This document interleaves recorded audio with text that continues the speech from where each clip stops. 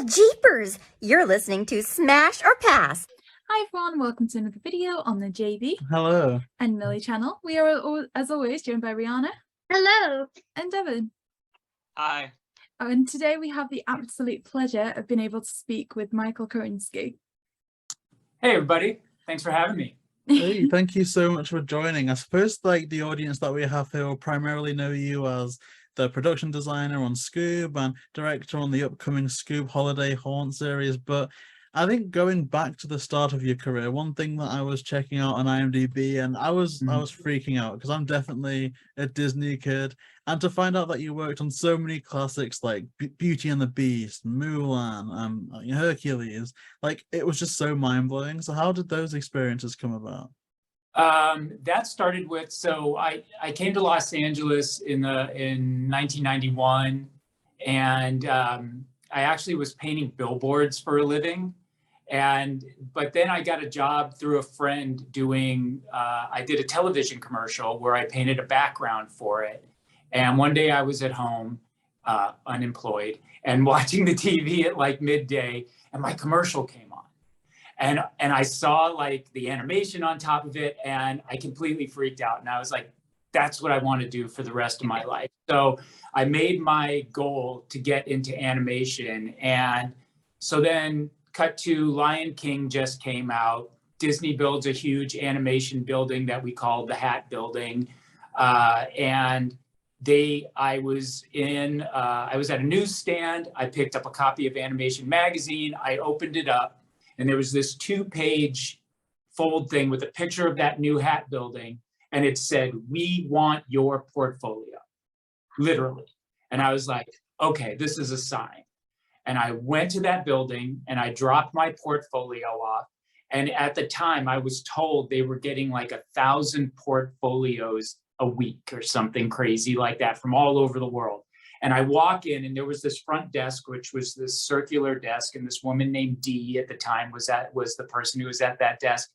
And there was a sea of portfolios. This wasn't the day of digital portfolios. You brought your actual work in.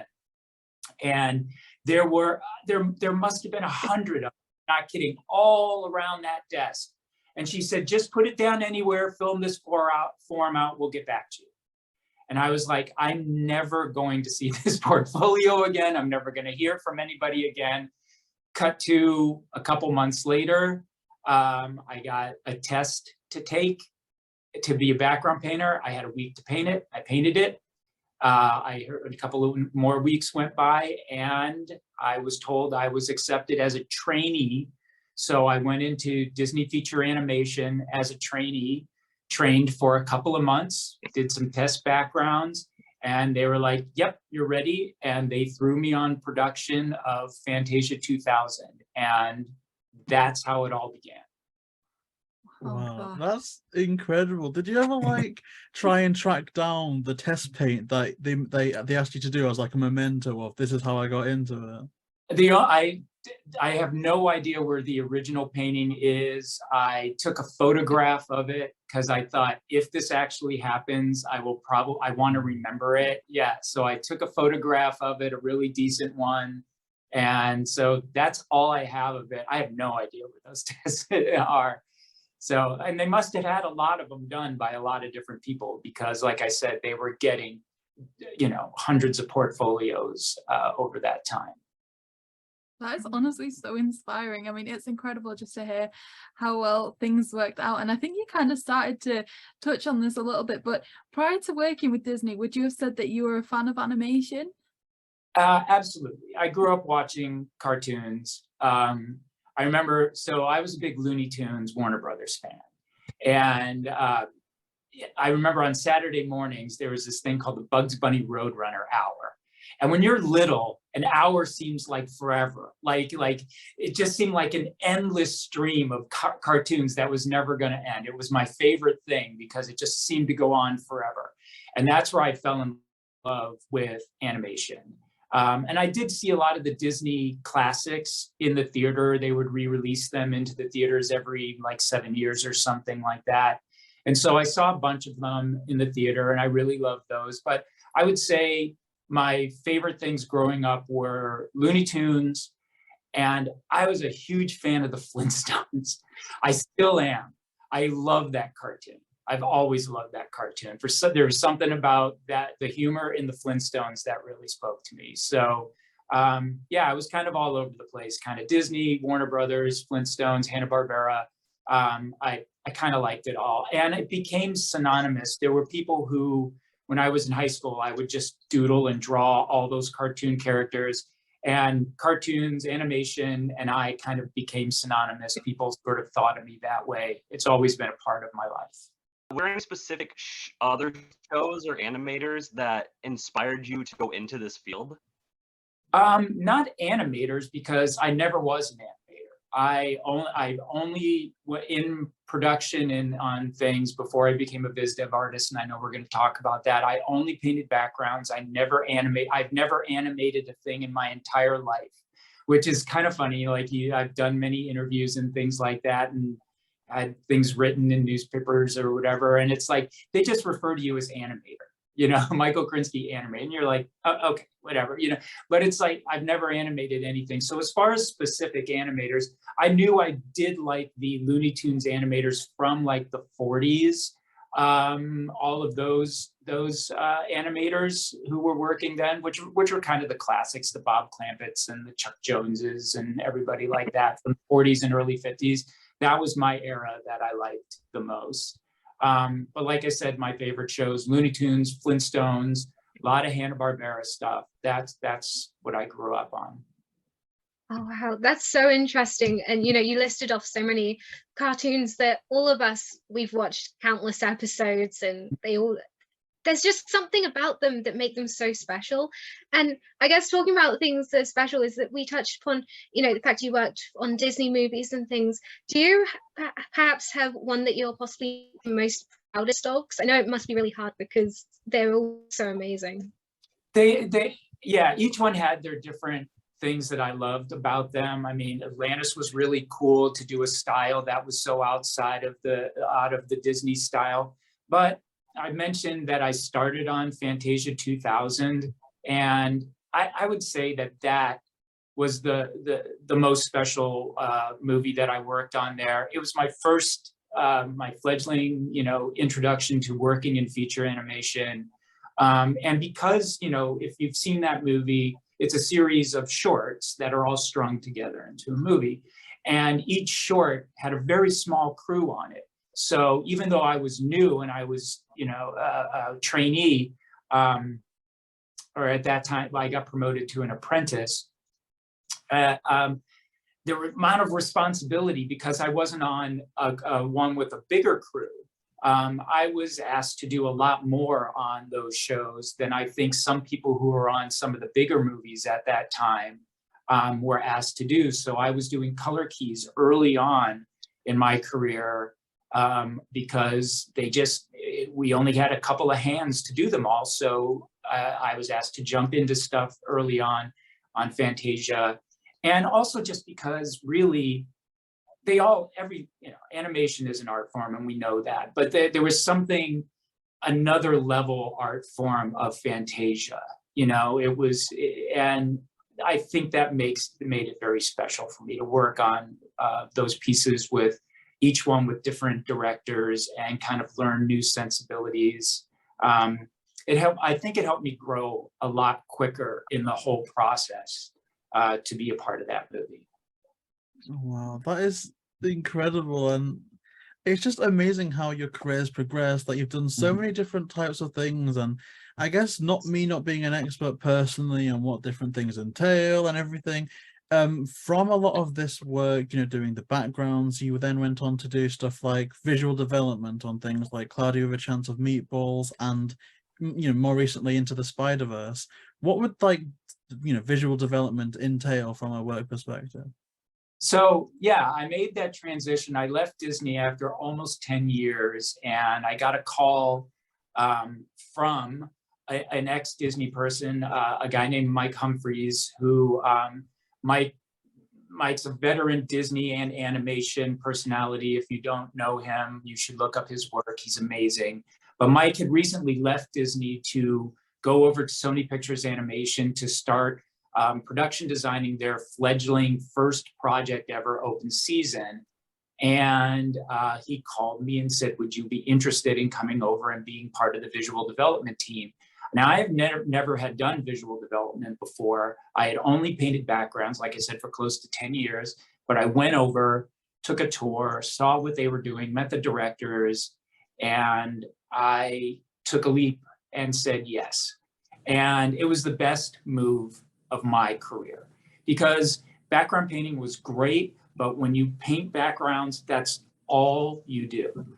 Going in and being a visual development artist opened up a whole new world to me. I was asked to paint characters. I got to work shoulder to shoulder, literally, with the amazing character designer Carter Goodrich. He gave me his pencil drawings, and I had to turn them into fully realized paintings to hand off to the production team so that they could build them and texture them.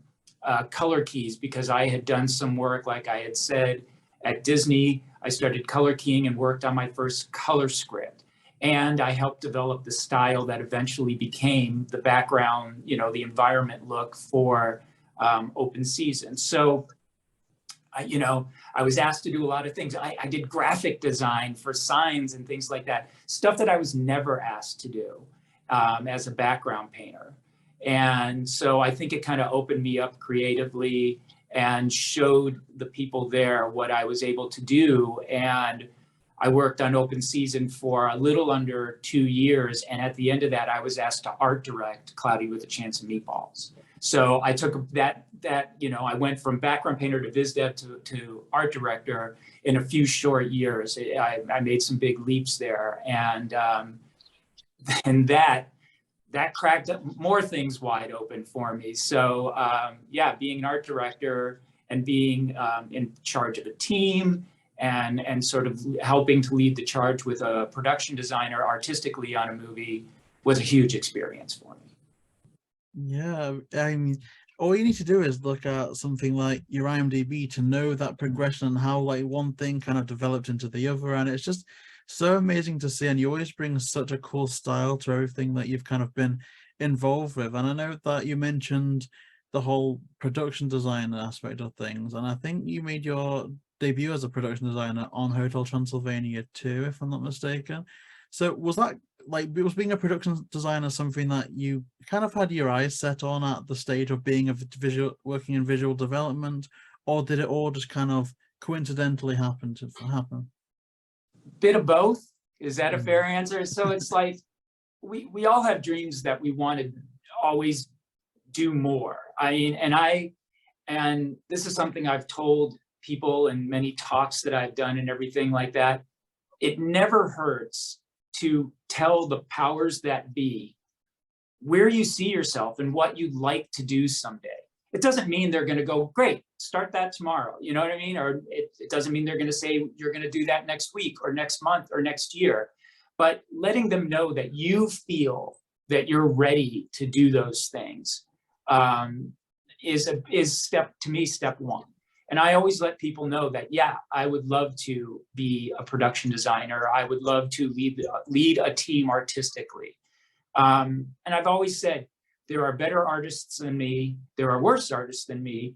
But one thing I knew that I think I had a knack for was being able to lead and motivate a team, which, being a production designer is more than just being the best artist in the room. I wasn't. I hired some of the best artists in the room.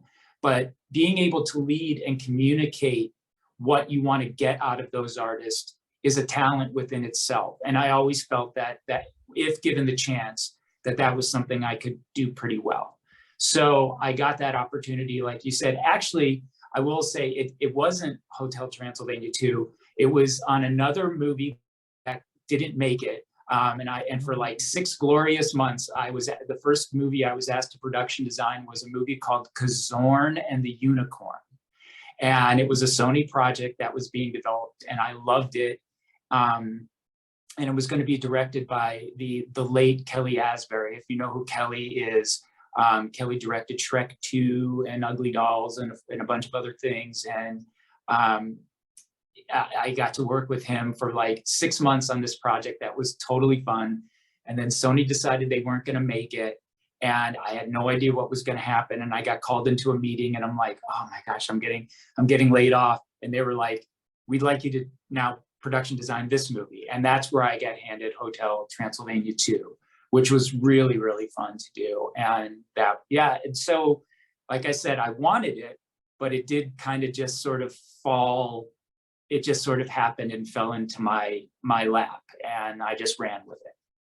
Well, we're really pleased that it, did happen that way, because, you've been a production designer on so many things that we've enjoyed, one of which as well was Scoob. So can I ask, prior to working on that movie, I know you said you're a fan of animation. How familiar were you with the Scooby franchise? Very, yeah. So like I said, I loved all things H&B. I watched so I was 2 years old when Scooby-Doo came out in '69. So I wasn't watching it quite then. So I was probably watching reruns of those original Scooby-Doos. But then there was on Saturday mornings, there was the Scooby-Doo show of that one. And that is really what I watched a lot of. And I love those because that's where you get the Scooby-Doo and the very special guest stars of the day. So it was like in the 70s, and you'd have like the Harlem Globetrotters would show up on Scooby-Doo, or Don Knotts or somebody like that. They'd have, or the Addams Family. Like, that's the Scooby-Doo that I grew up watching on Saturday mornings, which was a lot of fun. And yeah, I've like many people now that I've worked on a Scooby-Doo property, you find everybody has a Scooby-Doo story. Everybody kind of loves Scooby-Doo, which is great. And that's why he's been around for over 50 years. In one iteration or another, he's never really left. And it's because his fan base is huge, absolutely huge. So yeah, I'm just another big fan of the show. I mean, it is an incredible show, and like you say, it's something that I'm sure we've all found ourselves, on Saturday morning sat watching. I used to be late to school because I'd try and watch an episode before I left and all that kind of thing. So can I ask, either through watching it when you were watching it growing up, or even working on it, perhaps it even changed at that point, do you have a favorite member of the gang? 100%. So all the way back to high school, like, I used to do a Shaggy impersonation, and Shaggy was always like my favorite, man. So yeah, Shaggy was always my favorite. I just I just love that character. What's not like to like about Shaggy? And I think my love for him grew even more on Scoob, because of that ridiculous impersonation that I just did. I got to do the scratch dialogue for the entire movie before Will Forte came on and did the production dialogue. So that was a dream come true. I production designed the movie, but I was like, I did Shaggy scratch. And actually, if you get the Blu-ray or the special extra features, there's a couple of scenes that are in storyboard if you watch the extras, and it's my scratch doing it because we never got Will to record those. So you can hear me doing Shaggy in a couple of scenes. So yeah, Shaggy's hands down always been my favorite. That is amazing. So cool. That's such a cool Incredible. thing. I wish we should get a Blu-ray player, because we've been avoiding it for the longest time. But you only just find out about like the stark differences between the standard DVD release and the Blu-ray release in situations like this. Because I always try and get involved with the bonus features. Like, I remember drawing an awful Scooby picture based on, I think, was it Tony that did like a How to Draw Scooby bonus feature on Tony, director of Scoob. Yeah, I did a How to Draw Scoob. And I tried it, and it was so awful. but If it helps, I did too, and it was. Yeah, I didn't do I'm about Scooby the same justice. boat. I bet it was great. There is no such thing as bad drawing. All drawings are great. Yeah, I bet they were awesome. we'll definitely try and get the Blu-ray for that, because that's amazing. And your Shaggy voice it's on point. It really is. I actually had an audition for it for Scoob, which was really fun, and I was like nervous. They gave me a couple of pages of script to practice like a week before. And I went on to YouTube, and somebody had put together a collection that was just the best of Shaggy. And so I just ripped the audio from it, put it onto a thumb drive, and had it in my car for the commute every day. So every day I would listen to this thing and listen and repeat on my drive into work, which was like an hour. So I'm in my car and the people next to me, you know, must have thought I was crazy because I'm like sitting there going like, yeah, wow, Scoob, look at that. And and I'm just repeating these lines over and over and over. And so when I went in and I did this audition, because, you know, it's for Scratch, but they wanted to make sure you could kind of act a little bit and do it. And everybody was just like, wow, we just thought you were going to come in and just kind of read it and you'd be Shaggy. And they were like, you nailed it. So yeah, that was really fun. Is that why your character in the movie, it's like, I think it's like a background when Cerberus shows up. Is that why it's like almost a Shaggy reference? I think the character's called like Colton something. Samuel Colton. Okay, Yeah. so why is it Samuel Colton? I know Colton must be from Colton Rogers from Mystery Incorporated. I can't tell you Samuel. Maybe Devin, Rhianna, or Millie could. I feel like I know, and it's like, but I just can't think of. So Samuel and I see, and this is where I should have brought my own homework. I'm forgetting which one it was, but in one of the many iterations of Scooby-Doo, Shaggy's father was named Samuel Rogers. And then, but in most of them, he's Colton Rogers. So I was like, let's just put those two things together. And that's because they let me do just a voice in the background in the crowd. But to get in the you know, the credits scroll, you needed a name. And they were like, what name do you want to be? So that's what I came up with. I did some deep diving Shaggy research, and Samuel Colton was born. I want to say, fantastic Shaggy impression. Fantastic Shaggy impression. So did you go in to try to do the Scratch voice first, or was that after you became the production designer on Scoob? No, kind of like how did the becoming the producer start? No, I was the production designer, and they, you know, on some projects they actually hire actors, that do Scratch. Like they come in and they're not going to be the actual voice in the movie, but they'll hire professional actors to do Scratch to get, you know, the movie already feeling like a real thing with better actors. But we didn't have that time and budget and everything like that on Scoob. So, you know, you just see who's around the office, who can do it, you know, and we had some great people. Tony Cervoni does a very, very good Scooby-Doo. Like there were times and he did the Scratch. I did the Scratch again for Scoob Holiday Haunt, and Tony did Scoob before we got Frank Welker and Ian Armitage to do the voices. And there are moments where, like, just for a second, I'll go, oh, wait, that's Tony. We need to re-record that with Frank, because like it's so good that sometimes I think it's Frank Welker doing it. Yeah. So yeah, Tony does an amazing Scooby-Doo. No, it's so interesting to hear the behind the scenes of all that, because I remember speaking to JP Manu. He was the Scratch voice for Scrappy Rex in the 2002 movie, and then became the Scrappy Rex voice.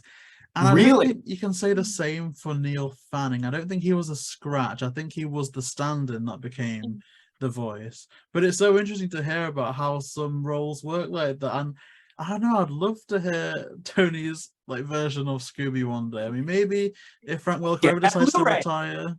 Oh, the Blu-ray. Yes, I'm 99% sure on those scenes that there's probably a Shaggy and Scooby interaction on those outtakes, and I bet we didn't get Frank Welker to do it for those scenes because they were out kind of early. So I'm sure Scoob is in them. I bet you can hear his impersonation. I feel like we're going to be going around to my parents' house just to use their Blu-ray player. You've sold a Blu-ray today. Yeah, I know. Minimum of one Blu-ray. sold two Blu-rays. That's great. Oh, that's fantastic. So at what point in the process of the movie were you hired on? Okay, so that movie was in development for a while. There were many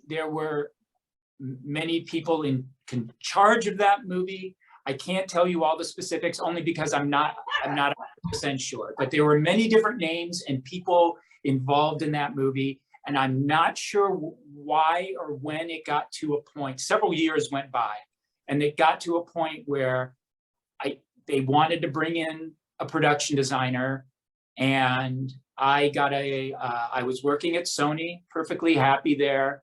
And I got a message through LinkedIn from Pam Coates, who was the producer of Mulan. And she and I had met, but I bet she doesn't really remember who I was. I was just a background painter on there. Maybe she remembers, maybe not. But I think it was Tony who saw Hotel Transylvania 2 and was like, who production designed that movie? Let's talk to him. So I got a email from her saying, would you be interested? And it never hurts to talk and listen.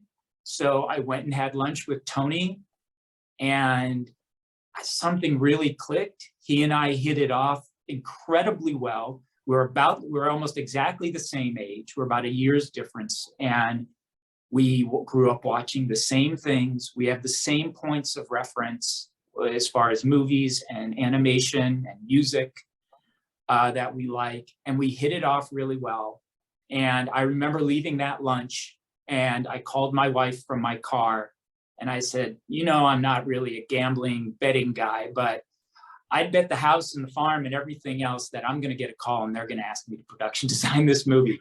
Apparently, Tony said the same thing to his wife. He went to her and said, I think we found our production designer right after that lunch. So it was kind of meant to be. And yes, a week later, I got a call, and then I accepted, and there you are. And I started production designing. And so I came in, and there was a ton of work that was done by a bunch of other people, other iterations. And on my first day, Tony and I sat in a conference room, and he had printed out, there was a stack this high of artwork. And he said, look, you're the production designer. You can look at all this stuff. You can keep what you want. You can tell me you want to throw it all out and start over. Whatever you want to do. Visually, this is your movie. And I looked at stuff and pretty much kept two things with minor adjustments from all the artwork that was done, because some of the stuff had started to been built in CG and modeled and textured. And he showed me which ones those were specific. And I kind of took a hard look at the things that I liked from there and said, with modifications, this and this would be great. And I said, and I want to start scratch from everything else. And that's just what we did. Oh, wow. That's really interesting. And, you touched on it a bit with like early decisions that you made in regards to how you wanted the film to look. And were there ones that you definitely didn't like, or what were like some of the ideas that you had on how you wanted and how you envisioned the film coming? Well, I'm a traditionalist when it comes to it. And if it were only up to me, but there are many, many voices that make a movie, and you have to respect every single one of them, because each person that's there has an opinion, and they've been doing this as long, if not longer, in some of people's experience. And everybody has a voice, and you need to respect all of that.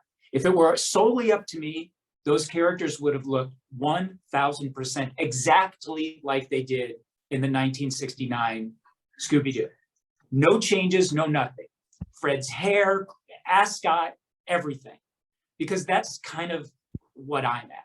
But the studio was like, look, we want it to feel like Scooby-Doo, but we also want to do a new take on it since it is in CG, and we also want to kind of bring it into the modern day. And it was saying that made me go, you're right. It does look a little weird to have Fred holding a smartphone wearing an ascot like that. Those two things it felt weird. So I was like, I get it. Let's see what we can do to modernize those costumes, but still have the feeling of all the original designs. So that's why, Fred's haircut got probably the most modernized from anybody, his and Velma's, if you look at the CG. Daphne stayed almost Daphne for almost entirely, top to bottom, stayed almost identical to her original outfit. I think Fred and Velma took the biggest changes. Fred we put him in that Letterman's jacket, and we changed his hairstyle, and instead of the ascot, we did just like on the shirt here, he has an orange band right here on the collar. Velma, we got rid of her penny loafers and gave her tall boots. We gave Velma her day, you know? We were like, you know what? Velma deserves to, she's the smart one. We know that, but it's like, can't we like kind of make her kind of hip and cool at the same time? So if you look, we kind of just made her look a little cooler than I think any version of Velma ever has. So that's where we landed with all those characters. So it was a process, and it was one that we needed to go through and explore and discover what they could and should be, while still being respectful to those original designs and to the fans. And I think that's where my point of view comes from. I'm just a fan. And if I want to see it, I want to see it how I remember it. And I think a lot of fans do too. And I think we did a pretty good job of sort of melding those two concepts, bring it into the 2000s, and yet have it feel like the characters we all know and love. You definitely succeeded with that, because, you know, as much as I think we'd all like at least like a new series to go back to the original art style and everything. What you did was you merged everything so perfectly. And in our review, I remember we spoke a lot about how even though like Fred's outfit had changed, you still kept like the little orange like strip on his t-shirt to show like the ascot. And with Velma, like as you said, her outfits have never really changed. So having her like have that little change, it's so nice and refreshing to see. And you definitely did a great job, and we really love all of the artwork and everything on there. The other big thing is you reminded me of a point. Thanks. That is that color is everything with these characters. I did a talk at Annecy, the animation festival, and in my part of the talk, I opened it up with, you ever seen when people do those things? I've seen them done with Legos, and I've just seen them with blocks of color, where they'll take like 5 blocks of color, and you like know, oh, that's the Simpsons, that's the Flintstones. Yeah. Well, I did it to prove that it's like animation characters' colors are so iconic and specific that the minute you change them, nobody knows who they are. And the minute I put up the gang just as blocks of color, everybody just was like, yes. And then I did a thing where I took the original 1969, there's a classic like group shot that Iwo Takamoto did. And I did it in the traditional colors. And then I went to the next slide and I messed with all the colors, hair and everything. And I was like, who is this? Even though it's the same drawings, you take away those colors and you have no idea who they are. So as long as we were beholden to the original palette, and even that said, there is psychology behind all of those colors of those. None of it is by chance, none of it is random. I looked it all up and looked at like the psychology of what those colors mean and why some very smart people chose them. My favorite one is Fred. Fred is the primary colors. Fred is red, yellow, and blue, and white. And those are the primaries. Who's the rock, the basis, the foundation of Mystery Inc? Fred. Who's his counterpart, sort of? We all know Fred and Daphne. She is the secondary colors. She's violet, orange, and green. So together, the two of them make a whole. You know what I mean? Like, so they kind of, yeah. So that's not by chance. Like that's, and then if you go look up the psychology of the colors of what orange means, and it perfectly suits Velma, who is monochromatic in her, or more analogous, I should say, colors that are close in the color wheel. And then Shaggy he wears complements, but they're earthy versions of it, because Shaggy's like sort of the earthy hippie guy. So again, nothing goes to chance when it comes to designing a characters, and they did a really smart job back in '69, and I didn't want to step on that. Oh, that's really interesting. Is like we see the colors and we associate them, but I've never really thought about the psychology behind it, because that's fascinating. And Another thing that's fascinating is we found something on your ArtStation website. It's the color script for Scoob. And what goes into the process of creating a color script from the planning and executing side of things? That's my favorite thing to do on a movie, hands down. And even as a director, well, I'm also the production designer on Scoob Holiday Haunt. I'm kind of doing two jobs. So I'm directing it and production designing it. And it's my favorite thing to artistically to do on a movie. And each movie, I approach it differently. Cloudy with a Chance of Meatballs color script, I approached it by acts. The 3 acts sort of have different color theories to them. And sort of also in there, I base them sometimes on hero colors, like certain characters have their hero colors. Go back and watch that movie, and I'm just going to say the colors blue and orange. Go back and watch that movie, and you now will not be able to see blue. It's just a sea of blue and orange, and those are Flint's colors, the main character. But then something like Hotel Transylvania 2, the way I approached the color on that was the colors of the monster world versus the human world had very different palettes. And that's how I wanted to play that movie. Whereas in Scoob, Scoob had a lot going on in it. You know, we had a bunch of different worlds that we were visiting, a bunch of new characters that we had. So I tried to find an umbrella. The umbrella of everything is the gang and the gang's colors. But underneath that umbrella too is like the world of Blue Falcon. So he had a palette and a certain type of color. And then the world of Dick Dastardly, he had a palette and a color. So what I tried to do was, whenever in that movie, the way I thought about it was, whenever a certain person was in control of a scene, their colors would be the most dominant. So go back and watch Scoob and look at things like, let's say, the scene in the old abandoned amusement park. It's this sickly yellow sky with violets and rusty reds. Those are Dick Dastardly's colors. That means Dick Dastardly is in control.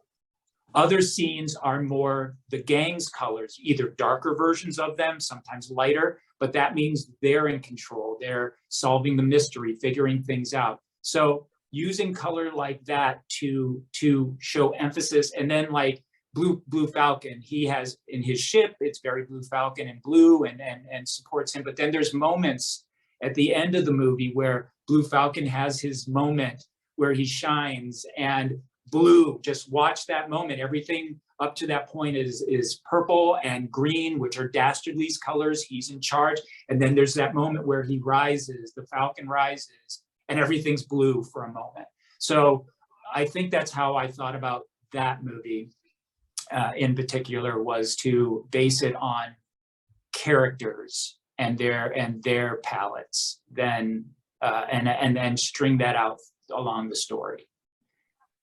I mean, it's such good stuff with Scoob, because you can tell without knowing the logistics, that color was very deliberately used. And that, in regards to Scoob, I always think back to the Takamoto ball with how red things got and how it was vibrant, but it also made you a bit panicky in a way, because red's kind of got a bit of negative connotations. But you know, it's just amazing to see the Rottens kind of overwhelm that scene. But thinking back, are there any like scenes that to you personally were the most memorable to work on? Two in that movie where come to mind is the Hall of Mirrors sequence. Just designing it was really cool. For reference, we looked at the Orson Welles movie, Lady from Shanghai. If you watch that movie, there's a great mirror sequence, and we even kind of pay homage. I'm not going to say stole. They were homages to certain shots in Lady from Shanghai. But then how we use the monochromatic palette, you know, so like Dastardly would be one color and Scooby would be another. I just thought there was a great stylization to that. And then another sequence, I really like the ending sequence and the transformation from when you watch the Acropolis in Greece go from the ruins and it's reborn into like its original state. And again, we used green and violet, which is the green and violet palette is one I always associate just with Scooby-Doo in general. And in this case, it also happened to work with being Dastardly's palette. So to watch things change from the sun was kind of sunlit and sundown kind of going light, and then when it transformed, the sky became purple, Dastardly's purple coat, and then we're using green accents and the green fire and everything like that. It really shows a shift in like who's in charge, and it happened to be a very Scooby-Doo-y palette of green and violet. So both of those sequences are pretty special. I mean, I guess speaking more about the color of red, for all we've established that the gang have very iconic colors, and I think we're all definitely on the same page that how they looked in the original 1969 show has lasted the test of time, although again, like you say, it would have been a bit weird to see Fred with his ascot and also the latest iPhone on like TikTok or something. But there was like a brief period, I think in the 80s, where Shaggy was given a red shirt. Were any of like those callbacks ever discussed for the film at all? I was just recently on Twitter and somebody posted that something about red-shirted Shaggy, and I just had to chime in just to stir the pot, and I said, this is sacrilege to me. I'm sorry. Shaggy, you can have him. You can enjoy your red-shirted Shaggy, but I will never make a movie where there's a red-shirted Shaggy. Shaggy wears green. He will always wear green. That is my Shaggy. So yeah, I'm not sure why they made that change up in the 80s. But no, wasn't paying any homage of any kind to that, because that's just not the Shaggy that I knew and grew up with. So no, I didn't do that. I think even the movies knew that at the time as well. Like even in like the Ghoul School movie and stuff, like when it's red shirt Shaggy, still on like the VHS and the DVDs, it's always green shirt Shaggy still. So they must have known that no one would really recognize red shirt Shaggy. But it's just like changing color palettes that we were talking about before. It's like a big change. If you were to see those color blocks in the same way, but the green was replaced with red, you wouldn't think Shaggy in the same way. No, not unless you were really familiar with those, whatever movie or show that had him in the red shirt. If I would have put that up in Annecy with red in the blocks, it might have thrown a few people and they would have been like, Scooby-Doo ? Because it's like, it's almost them, because I don't think people would recognize it as red. Maybe if it was next to like Daphne, Flim Flam, Scrappy, maybe then as like a group, people could get it. But as Shaggy on his own, I'm not sure. I don't know. I mean, I do have to ask you about Shaggy's outfit for Scoob, because we really like how they've got that white top underneath as well, which is similar to how they look in Monsters Unleashed. So was that a kind of comparison that you were thinking about when you chose that style for them? You know what? I didn't realize it was until after we kind of made the decision. And I think that decision came out of, if you look at everything else on our Shaggy and Scoob, it's exactly Shaggy. His pants, he's wearing his boots, he's got the green t-shirt that we were very faithful to the colors of. And we were like, well, what's going to be his change? And we said, well, why don't we just give him, like a Henley, kind of that waffle thermal underwear kind of shirt or something underneath. And the reason we did was because somebody, I think it was Tony, pointed out, he's like, doesn't it look like all the rest of the gang is kind of dressed for warmer weather and Shaggy's just got a t-shirt on all the time? Like Fred, and even in the classics, had a sweater and a shirt underneath it, and Velma's got the big sweater, that we associate her. And he's like, so it was just, I don't know, maybe it was just to warm him up, but we did want to make sure that everybody got touched and had just something slightly different about them. And then, yes, I realized that's what they did in the live action movie. So it wasn't directly, but then I kind of realized that it was done later after we already kind of made the decision. There was another kind of parallel that we noticed that we wanted to ask about, and that was that also in Monsters Unleashed, Bill Haller was a supervising animator on the movie. Do you know if anyone else was kind of considered, be that cast or crew, to come back to work on this movie? No, not on the. I don't know anybody else from the live action that worked on Scoob, but Bill and I are working together again. Bill is my co-director. We are co-directors on Scoob Holiday Haunt. So yeah, so Bill's back yet again with me, and we're both you know, taking the lead on this new movie that's coming out. So it's great working with him.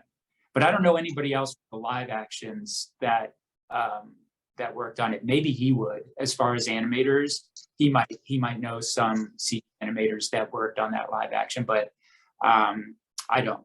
Like models and miniatures and things like that for the production design. Was there anything like that for the Scoob movie, or was it all strictly just digital and things like that? As far as like any sculptures, and remember we talked about that there were earlier iterations before I ever came on.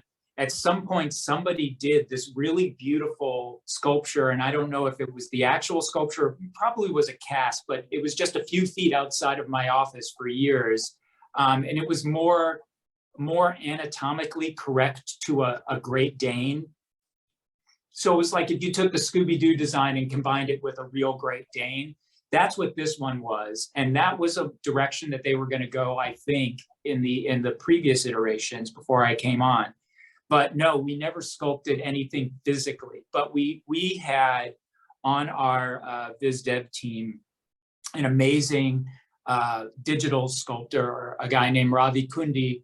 And Ravi is one of the most brilliant, you know, character sculptors I've ever worked with. And where I wanted to start, I told you I'm a traditionalist, and we pulled out the 1969 model sheets, and we said, this is where we're going to begin.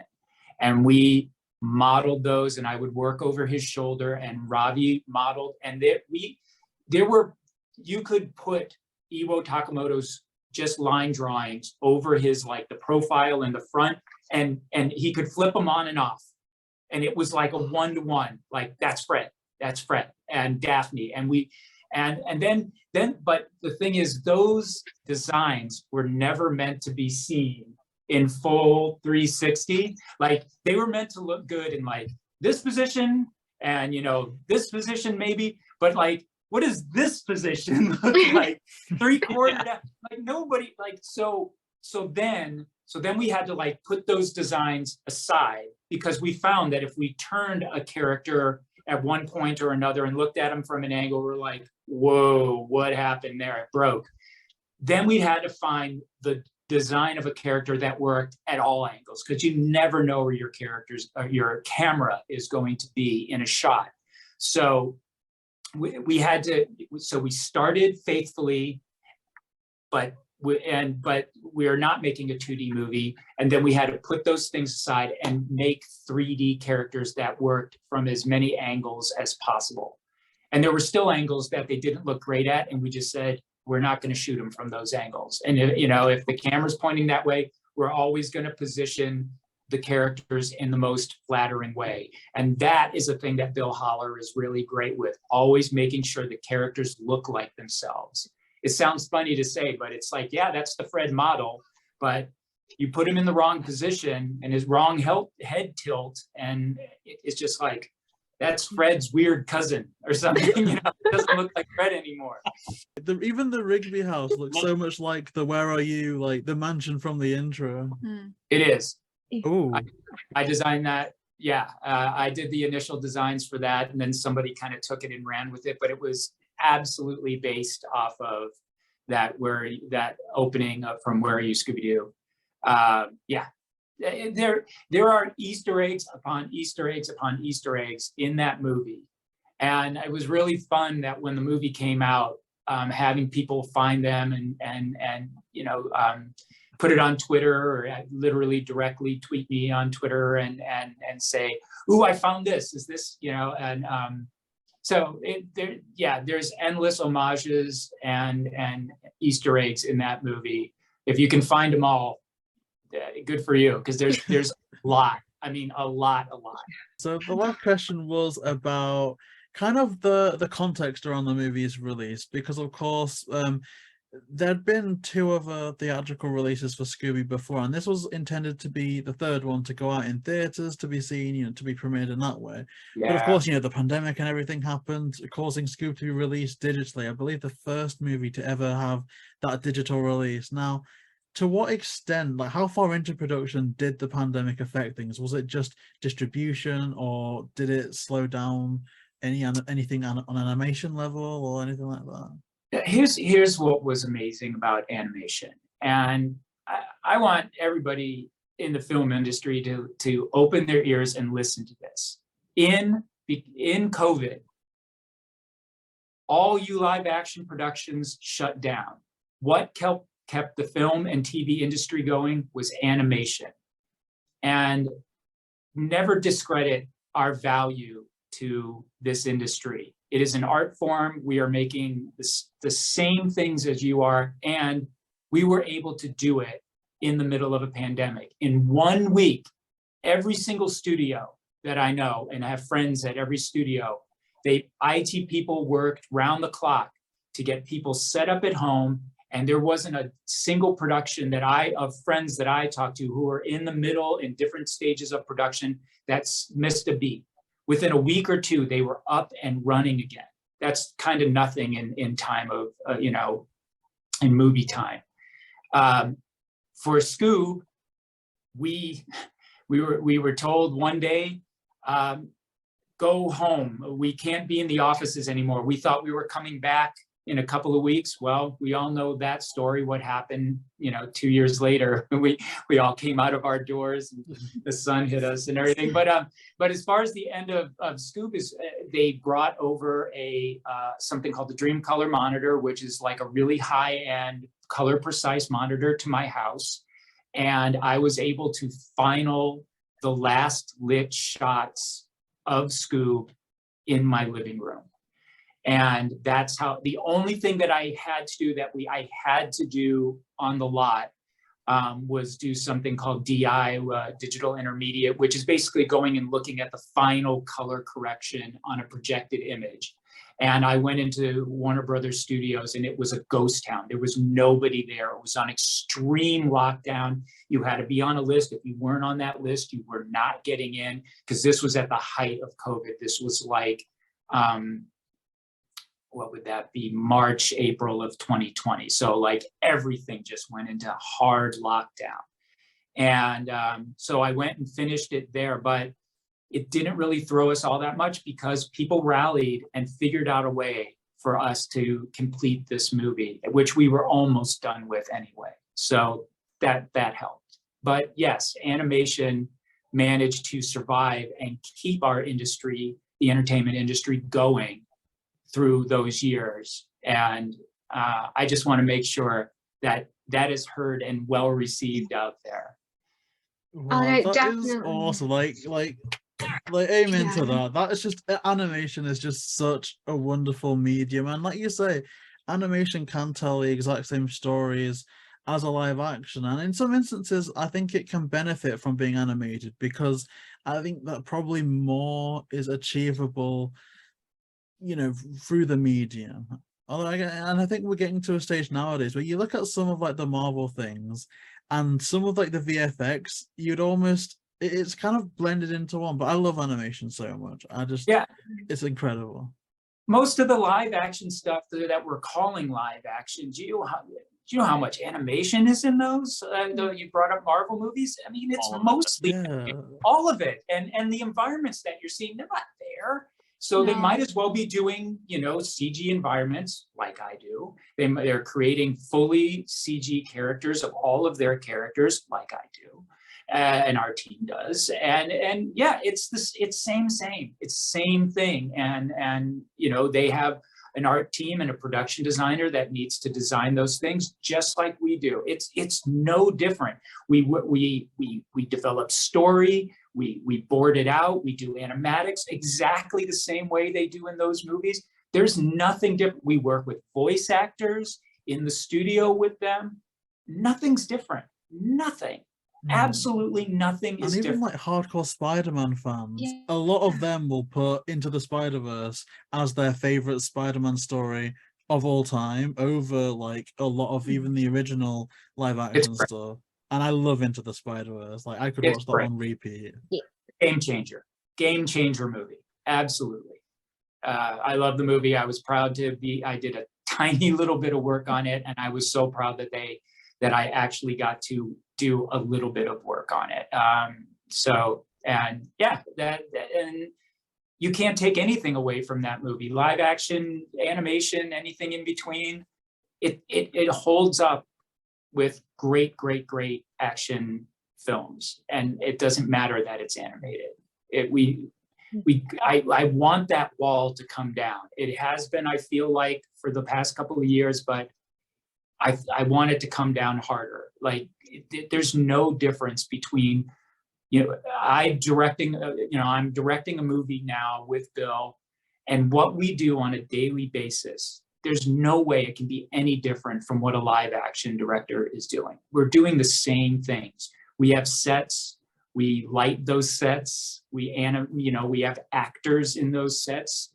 It's all the same. It's all the same. No, definitely. And, animation, people always, I feel, they discredit so many people, like from voice actors to people like you who work on like the background, all of like the actual animation, the movies as a whole, or TV shows, when in reality, it's people like you who give us those movies and those shows that make us smile and give us the best memories. Because like, I'm so glad that, through with COVID and everything, there's so many more ways and mediums for people to do things either from home or in a more structured way, where it's like one person in, then like clean everything, go in and all that. It's because Scoob was definitely something that pushed me through the pandemic. As soon as I saw the trailer, I'll admit, I was in bits. I was crying. I was like, I can't believe it. I need to see this. And then I'm sadly one of the ones who it took me a long time to watch Scoob because I just felt like I wasn't mentally ready. And then when I watched it, it was just, I loved it, but I kept crying. And I have such a great memory of, I've got 3 dogs, and one of my little ones, Tatty, she curled up with me and she just snuggled with me. And every time there was a moment where I was like, oh my gosh, why is that happening? She just snuggled more into me. And it's because of people like you. I've got those memories. So do you have a favorite memory from working on Scoob? From Scoob, a favorite memory from it? Yeah, I mean, working with the team, amazing. The art team was incredible, and the relationships that I made. And that is usually the first and foremost thing for any person's experience on a movie. Whether you actually like the movie you worked on, sometimes you work on stuff and you're like, this movie's not for me, but I'm gonna work on it. I'm a professional, I'm gonna do my thing on it. But if the relationships and the people that you're working with are great, then you will remember that movie as great. Whether the public received it as great or critics or whatever, it will be great to you because you're like, that was a good experience. I liked working on that movie. And so the people and the art team I had on Scoob were just the best. And I made some really good relationships out of that movie. But the other one, like I said, I think I already kind of gave it away, but it was like it was doing Shaggy. I got to do it. I was like the most fun. Like, it usually would happen near the end of the day. So like I'd be working with the artist and doing my own art and everything like that. And then someone would knock on the door and be like, hey, you got like 20 minutes? We need you to do like about 5 or 6 Shaggy pickup lines. And I'd be like, let's go. And it was, it was the thing I looked forward to. I got to go be Shaggy. So yeah, that's one of my fondest memories of working on that movie.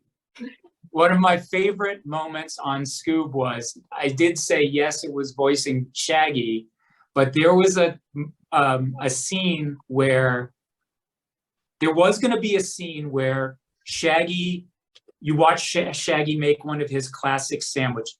There was this whole sandwich scene, which was really awesome.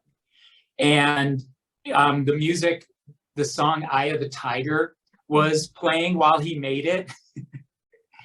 I got to do Shaggy singing Eye of the Tiger. That was my favorite moment. Shaggy. We need to hear that. I want to see that. Yeah. It was so funny. Everyone was cracking up in the recording booth. It was so ridiculous. I just want to say, I know we've praised you for your Shaggy voice, but every time you've done it, like in this interview, I'm just, we need another like spin-off or something with you, Shaggy, because it's so accurate and so good. Well, there was a moment in an early version of Scoob Holiday Haunt, which is what I'm directing now, that Shaggy's dad was going to be in it, because if you remember, this is the we'll talk about this, but like it's the younger versions that we saw in Scoob. This Scoob Holiday Haunt is all the younger versions for the entire movie.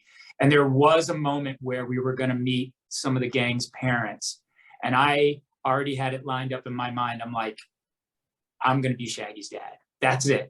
I don't know if the studio would have gone for it, but I'm like, I'm at least throwing my hat into that ring. It's like, I'm going to try and be Shaggy's dad if it happened, but it got cut. So, yeah. So if anyone's listening out there that needs a good Shaggy impersonation in your show. Oh, wow. And I mean, as you mentioned, you're working on Scooby-Doo Holiday Haunt right now, which we're so excited for, and we really can't wait to watch it. And what's some of the things that really excites you about working on this movie? Well, first, it's my first directorial debut, which is something, again, I've always wanted to do. It's been it's been like the last like 5 to 8 years that I've started going, this is something I want to do. And I'm so glad that it finally happened. And it's been an incredible experience doing that. But what I can tell you about the movie is, it's been great that I experienced creating a true mystery. This movie is a true mystery. And the way in the very early days of it that we said, this is how we want it to be. It's like the movie Knives Out for kids. So it's like, we want a true whodunit. We want you to see this new cast that we are going to present to you. And at any moment of the film, you're like, she did it. Wait, no, it's him. Oh, no, it's him. It's her. It's this guy. It's that guy. That's how we want you to be. And that's how Knives Out, if you watch that movie, was like, you were always going, it's him, it's her, it's him, it's her. That's what, so we created that. So that was fun. So you have that, but then it also takes place 3 days before Christmas. So it's a holiday. It's a Christmas mystery. It's a Chrismystery. You can quote me on that. That's a good name. And I love holiday movies.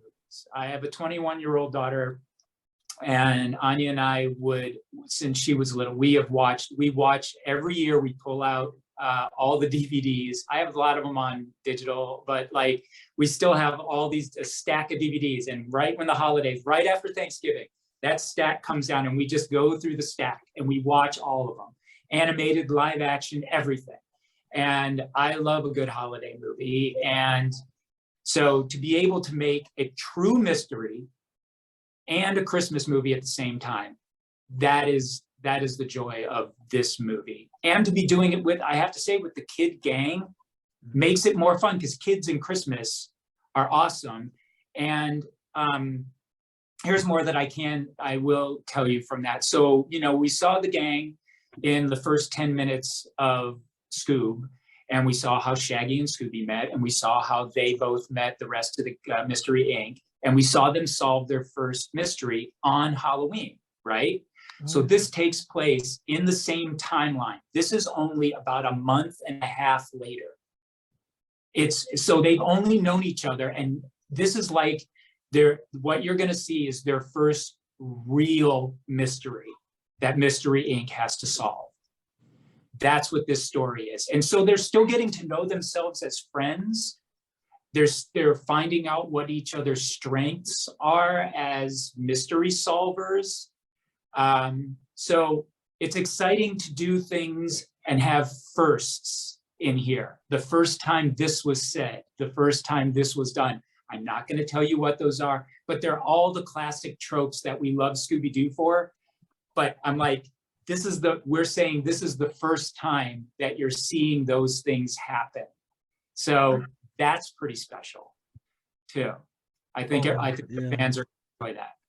I mean, I just can't wait, because the Mystery Inc. children cast is just absolutely incredible. Like, all of them have just done amazing work. You've got, I think it's Ian and young Sheldon, and of course McKenna Grace, fresh from Ghostbusters Afterlife. It's just amazing that that kind of whole team's been assembled back together, and we can't we can't wait. I mean, we're about to, but we can't wait. Yeah. I guess, is there anything else that you can tell us about Holiday Haunt, even if it's shrouded in the most cryptic of mysteries that will take us months to solve? I mean, there is a blurb that I think our marketing department, I'm not sure where it came from, but there is a couple of websites that were, that said a quick little blurb that the gang needs to solve a 40-year-old mystery. And that's kind of what it is. This is on IMDb, the Internet Movie Database. It says, to celebrate Scooby-Doo's first Christmas, 10-year-old Shaggy and the gang take him to a holiday-themed resort owned by Fred's Uncle Ned. The kids are forced to solve a 40-year-old mystery to save the resort from a ghostly haunting. That is a perfect description of this movie, and you are going to love Uncle Ned. Uncle Ned is my favorite character in the movie. Michael McKean, I don't know where, because you're younger, where you would know him from. You might, if you watch Better Call Saul, if you guys watch that show, he's the weird older brother who's afraid of electricity. Uncle Ned always has a song in his step. He always has Christmas in his heart. And you're going to love this character. He's so awesome. I can tell you that our cast is pretty much out there. So like we said, we have Ian all the kids from the original Scoob are back. Ian Armitage, McKenna Grace, Ariana Greenblatt, Pierce Gagnon, and of course, Frank Welker as Scooby-Doo. So we have all of those back. But on top of that, we have amazing actors like Ming-Na Wen. We have Michael McKean. We have, I can't even believe I can say this name, Mark Hamill. Mark Hamill is in our movie. Andre Braugher, Cristo Fernandez. So it's a pretty amazing cast of people that we have in here, and a lot of small roles. And there is no small role. We have a couple of special guests that come in and do voices for smaller roles, but they just own those roles for the little time that they're in the movie. So it's pretty incredible. I can't wait for everybody to see it and to meet these new characters that we've created for the movie. Wow, well, it definitely sounds absolutely incredible. And I guess to kind of get in the process of wrapping things up, no pun, that wasn't a Christmas pun. See, Wrapping I'm things up. thinking a Christmas Scooby is so overdue. We've seen things like the Winter Wonder Dog and the Snow Ghost, but it's like, how after over 50 years have we not seen them at Christmas? Yeah. I don't know how it's not happened yet, and I'm kind of just excited that it's one to, like you say, every house has that pile of Christmas DVDs, and I'm just excited to finally get to add a Scooby onto that, because if you look at some like other kind of iconic things like The Simpsons, they've got so many kind of Christmas DVDs and all that kind of thing, and it's like Scooby's what I prefer. I want to have like something that I'd like put on every Christmas. Will you be happy to escape from all my scary Christmas stuff like Gremlins or Nightmare Before Christmas? So there'll be something that won't completely every freak you out. And every Christmas you make me watch The Nightmare Before Christmas. So like you say, it's gonna be so nice to have something to add to the pile. Yeah, so I mean, but it really is, we worked carefully to blend. You get all the mystery and, like just how Scooby-Doo, I think my wife always talked about it was her favorite cartoon because she liked that it was scary. Like they let Scooby-Doo in the original ones, like the monsters could be a little scary, and that was great. And so we definitely have our thrills in this movie, and we have all the holiday feels, you know what I mean? So balancing those things, and actually when the two meet is a really great thing. Like the way we could use certain Christmas folklore to help drive our story. I'm trying to be very careful about what I say here. So it's when we were able to combine our villains with Christmas that we got something special. We really found something special. So I can't wait for everybody to see it. We're getting very close to wrapping it up. We actually just completed animation on Friday, just this past Friday. We still have a lot of lighting and things to do on it, so there is a bit of work left, but we are definitely in the home stretch, and we're really excited to get it finished and to share it with everybody. Well, that's wonderful. And I guess where's the best place for people to keep up to date with news on Scoob Holiday Haunt? And I guess any other future work that you do? Me. I'm on Instagram. Like, that's a good place to follow me. I post a lot of stuff about what I'm working on and about the movies on Instagram. So I'm M. Kurinsky on Instagram, and I think I'm the same thing on Twitter. And those are the two places that if I have news, if I've done a podcast and you want to know about it, those are the places that you're going to see it promoted. So yeah, find me on there, and I talk about as much as I'm allowed to on there. And then definitely after the movie comes out, we'll share artwork and all sorts of stuff of how we got there, and we'll talk about some cool inside stuff. And I will say, if the first movie, Scoob, was all about hidden Easter eggs, this movie is an homage to a bunch of movies that we meaning the sort of the leads of the movie, all grew up and loved. And there are moments that I could point at and go, that's from this movie, that's from this movie, this is an homage to that, an homage, some subtle, some not so subtle. But yeah, that would be a fun thing to do, is to like live stream the movie and somehow put out what was the inspiration for this and that and the next thing. So yeah, that's a big in this movie. We reference a lot of our favorite movies growing up in this movie. Well, that's fantastic. And we're sure people are going to have a great time finding out all the Easter eggs. I know that we're personally going to be looking for them all. So any of the links that you've mentioned, I can include in the description down below for people to follow. It's absolutely incredible. And thank you so much for coming on today. Like, I know you've been very generous with your time. I'm so sorry if anything ran over, but it was just so amazing to speak to you. It's been so incredible. No, you guys. On my end as well. Yeah. You guys are the first people that I've been able to speak about Holiday Haunt with, and I appreciate the time. I appreciate the format, the platform to do it, and let's talk again sometime. Yeah, hopefully after the release of Holiday Haunt, that'll be absolutely amazing. Thank you so much. And again, thank you so much to everyone for watching this today. It means so much, the kind of continued support for everyone. So you can find all of the links that we mentioned in the description, along with all of the links and information for both Rhianna and Devin, and of course our link tree as well. So for more episodes like this, please like, comment and subscribe to JayBee and Millie, and we'll see you next time.